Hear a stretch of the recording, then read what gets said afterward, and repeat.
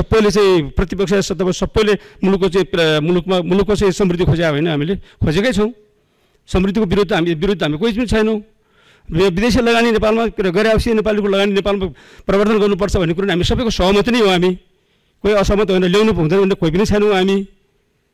अनि सत्तापक्षले ल्यायो भने यसको विरोध गर्नुपर्छ भनेको मैले कुतुक नदेखाएको हो। त्यस कारणले मैले चाहिँ तपाईँहरूको चाहिँ आँखामै काँडा छ त अनि काँडै देख्नुहुन्छ भनेको मैले।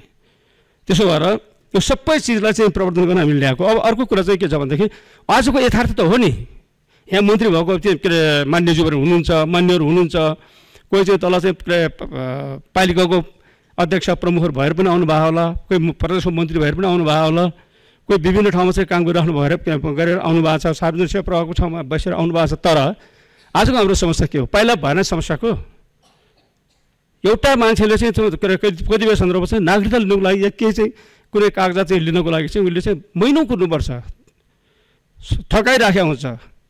त्यहाँ चाहिँ तपाईँको के अरे आर्थिक चलखेल पनि भइराखेको हुन्छ, सारा हुन्छ।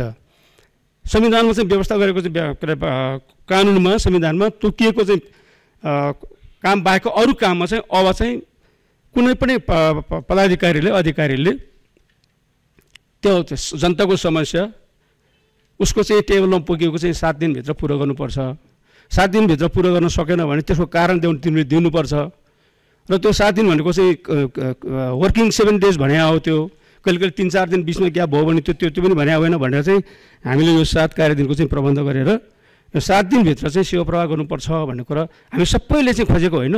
सेवा प्रवाह छिटो दिनुपर्छ भन्ने कुरो सत्तापक्ष नि कुरा मागै हो, प्रतिपक्ष नि मागै हो।